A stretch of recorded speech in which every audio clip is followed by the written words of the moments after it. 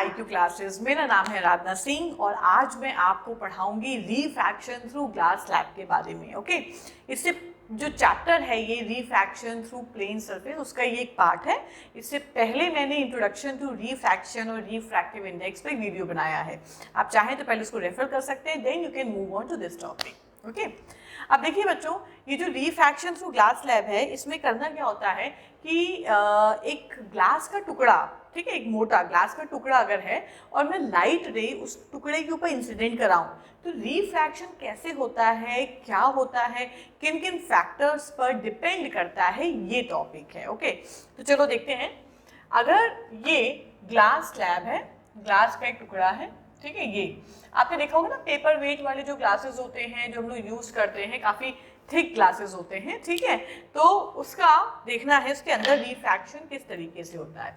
उसके ऊपर हमने क्या किया, एक रे को इंसिडेंट कराया। ये कौन सी रे है? This is called incident ray. जिस पॉइंट पर इंसिडेंस हो रही है वहां पर हम एक नॉर्मल ड्रॉ करेंगे।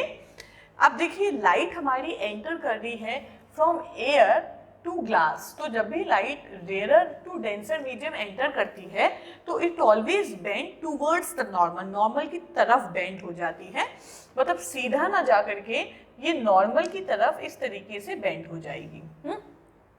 अब जब भी रे किसी एक मीडियम से दूसरे पॉइंट पर इमर्ज होती है तो हमेशा इंटरफेस पर हम क्या बनाते हैं, नॉर्मल बनाते हैं, ठीक। तो ये जो रे रिफ्रैक्ट हुई है ये अब बाहर निकल ली है, तो बाहर निकलते वक्त इसका मीडियम क्या है, इधर ग्लास है और यहाँ पर एयर है। That means the ray is travelling from denser to the rare medium, तो क्या होगा, it moves away from the normal, normal से दूर जाएगी, ठीक है। तो रे को जाना ऐसे था पर नॉर्मल से दूर भागना है इसको, तो कुछ इस तरीके से रे भागेगी, ठीक। अब ये रे क्योंकि इंसिडेंट हो रही है इसीलिए इसका नाम है इंसिडेंट रे, ठीक है। ये वाली रे जो इसके अंदर है वो कौन सी है, रिफ्रैक्टेड रे, क्योंकि यहाँ रिफ्रैक्शन हो रहा है और ये रे ग्लास स्लैब से बाहर इमर्ज हो गई, इसीलिए इसका नाम है इमर्जेंट रे, ठीक, इमर्जेंट रे। अच्छा, अब देखो भाई, ये नॉर्मल से जो एंगल बना रहा है that is angle of incidence, ठीक, एंगल आई से डिनोट करेंगे, और ये जो एंगल बना रहा है नॉर्मल से इमर्जेंट रे, उसको हम एंगल ऑफ इमर्जेंस कह सकते हैं। अब इसकी कुछ प्रॉपर्टीज हैं, कुछ पॉइंट्स हैं जो आपको ध्यान में रखना है बोर्ड के एग्जाम्स के लिए। पहला पॉइंट ये होता है कि जितना एंगल ऑफ इमर्जेंस है उतना ही एंगल ऑफ इंसिडेंस होगा, दोनों की वैल्यू बराबर होती है। ये कैलकुलेट आप कर सकते हैं बाय अ स्मॉल एक्सपेरिमेंट, ठीक। सेकेंड, बोला जाता है कि जो इंसिडेंट रे है और जो इमर्जेंट रे है ये आपस में कैसे होते हैं, ये पैरेलल होता है। अगर मैं इंसिडेंट रे को इस तरीके से ऐसे थोड़ा आगे खींच दूं तो इंसिडेंट रे और इमर्जेंट रे आपस में कैसे होते हैं, दीज आर पैरेलल। तो इंसिडेंट रे जो होती है it is always parallel to the emergent ray, ठीक है, ये उसकी दूसरी प्रॉपर्टी होती है। ऐसे ही थर्ड प्रॉपर्टी पर आइए। देखिए बेटा, अगर यहाँ पर ग्लास स्लैब नहीं होता तो ये जो इंसिडेंट रे है ये बिल्कुल सीधे चली जाती, ये जो डॉटेड ग्रीन कलर का पाथ दिख रहा है इसी रास्ते चली जाती, पर क्योंकि हमने ग्लास स्लैब लगा दिया तो वही इंसिडेंट रे ये वाला पाथ फॉलो करेगी, मतलब ए बी जो इंसिडेंट रे है वो ग्लास स्लैब की वजह से अब सी डी वाला पाथ फॉलो करेगी। तो ग्लास स्लैब की वजह से ये जो शिफ्ट आया है, ये जो शिफ्ट आपको दिखाई दे रहा है ना, ये इंसिडेंट रे है, ये इमर्जेंट रे है, दोनों के बीच में क्या आ गया, थोड़ा शिफ्ट आ गया। इस शिफ्ट को बोला जाता है लेटरल डिस्प्लेसमेंट, लेटरल डिस्प्लेसमेंट। और अगर देखा जाए ये लेटरल डिस्प्लेसमेंट किसकी वजह से हुआ है, ये लेटरल डिस्प्लेसमेंट हुआ है आपका ड्यू टू ग्लास स्लैब, और ग्लास स्लैब में किस फिनोमिनन की वजह से हुआ है, due to refraction through a glass slab. Okay, तो ये डिस्प्लेसमेंट खाली इस वजह से हुआ है क्योंकि रे आपकी ग्लास स्लैब के थ्रू एंटर करी है, इस वजह से लेटरल डिस्प्लेसमेंट हुआ है। अब एग्जाम में क्या पूछते हैं, एग्जाम में पूछते हैं कि लेटरल डिस्प्लेसमेंट किन किन फैक्टर्स पर डिपेंड करता है। तो बेसिकली क्या है कि लेटरल डिस्प्लेसमेंट आपका 3 फैक्टर्स पर डिपेंड करता है, ठीक है। तो देख लेते हैं factors affecting lateral displacement. Lateral displacement को मैं डी से डिनोट करूंगी, ठीक। पहला जो फैक्टर है वो डिपेंड करता है on the thickness of glass slab, depend on the thickness of glass slab, ठीक है। अब क्या है कि ग्लास स्लैब जितना ज्यादा थिक होगा, जितना ज्यादा मोटा होगा, उतना ज्यादा रिफ्रैक्शन होगा। इसका मतलब लेटरल डिस्प्लेसमेंट भी उतना ज्यादा होगा, उतनी ही ज्यादा रे इंसिडेंट रे से दूर जाएगी। रिफ्रैक्शन ज्यादा होगा ना, तो दोनों के बीच में दूरी बढ़ जाएगी, ठीक।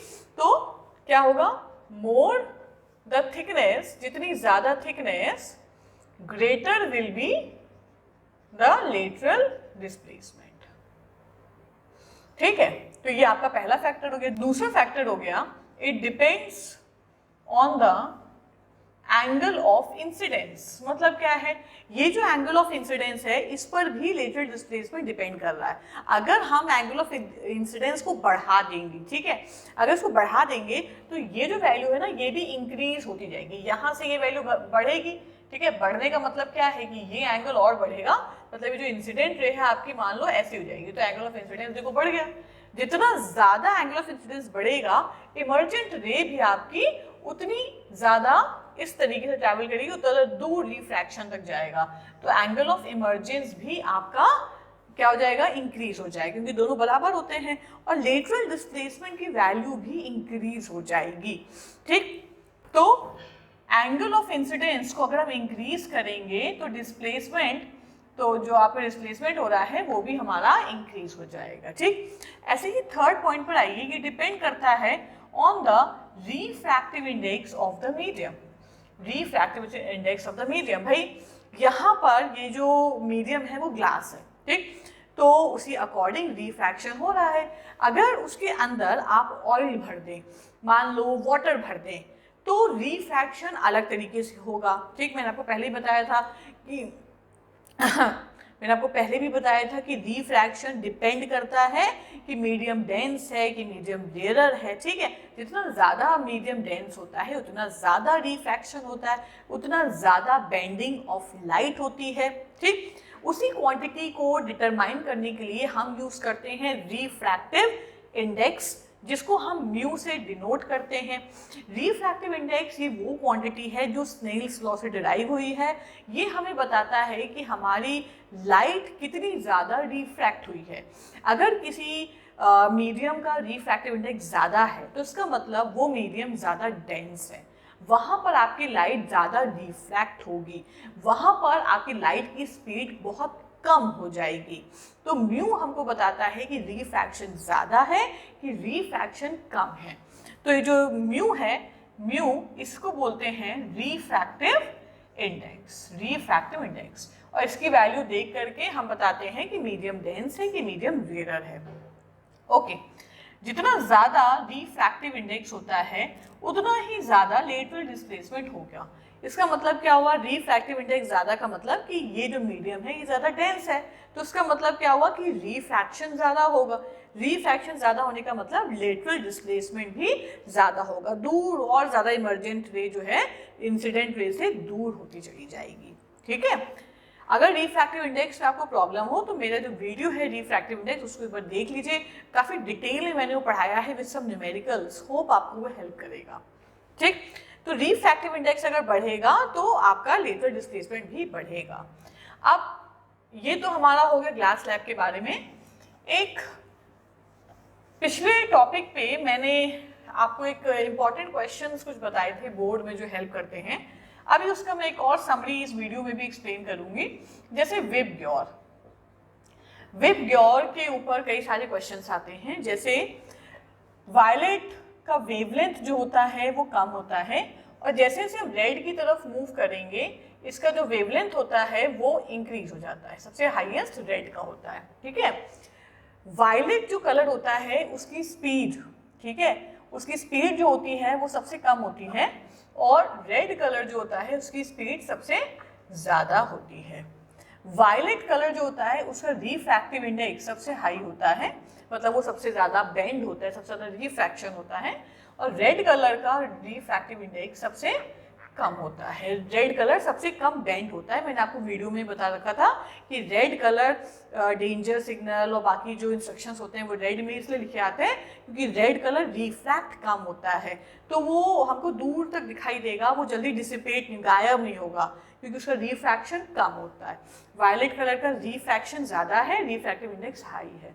अब क्योंकि रिफ्रैक्टिव इंडेक्स और वेलोसिटी इन्वर्सली प्रोपोर्शनल होते हैं, इसी वजह से जहाँ रिफ्रैक्टिव इंडेक्स हाई होगा वहाँ वेलोसिटी कम होती है। वेलोसिटी और वेवलेंथ डायरेक्टली प्रोपोर्शनल होते हैं, इसीलिए वेलोसिटी लेस तो वेवलेंथ भी लेस। ओके, इसी में एक टर्म मैं जोड़ रही हूँ, लेटरल डिस्प्लेसमेंट।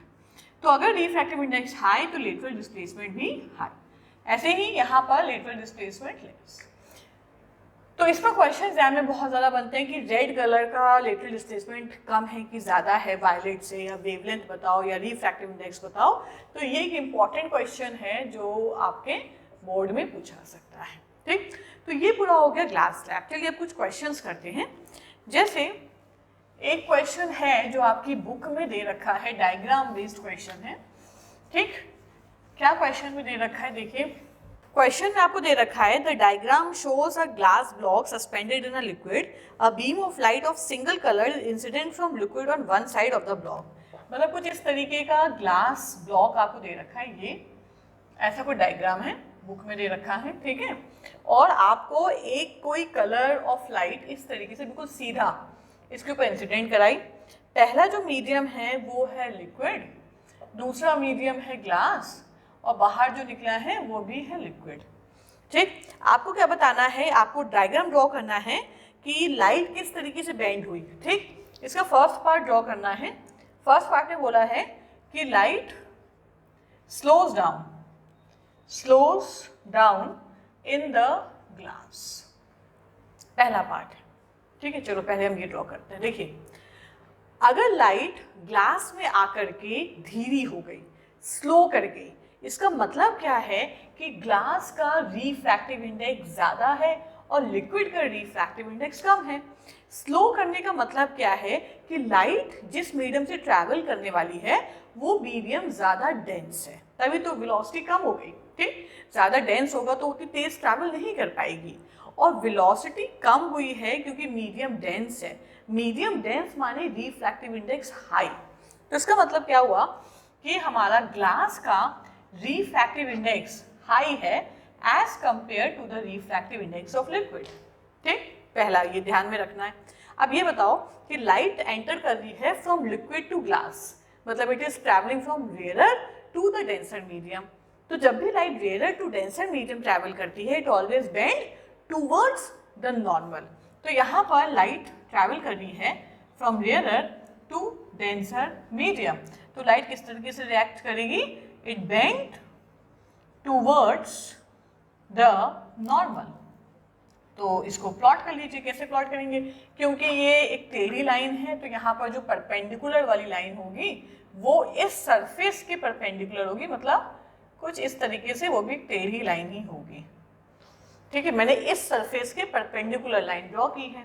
अब ये लाइन जाना तो बिल्कुल सीधा था लेकिन वो बेंड कर देगी नॉर्मल की तरफ, मतलब इसके करीब आ जाएगी, कुछ इस तरीके से नॉर्मल के करीब आ गई। देख रहे हैं, जाना उसको सीधा था लेकिन ऐसे ना जाकर के ऐसी हो गई, नॉर्मल के करीब आ गई। अब देखिए फिर से लाइट एंटर करी from glass to liquid. Glass to liquid माने क्या हो गया, now the light is travelling from denser to rare medium. तो लाइट क्या हो जाता है, bend away from the normal, normal से लाइट दूर भागेगी। ठीक, तो भाई यहाँ पर हम फिर से एक परपेंडिकुलर ड्रॉ करेंगे। कैसे कैसे वो परपेंडिकुलर होगा, कुछ इस तरीके से होगा, टेढ़ी लाइन वो भी होगी। ठीक है, तो जाना उसको ऐसे था, ठीक, लेकिन नॉर्मल से उसको दूर भागना है, तो दूर भागने का मतलब हुआ कि लाइट कुछ ऐसे चली जाएगी।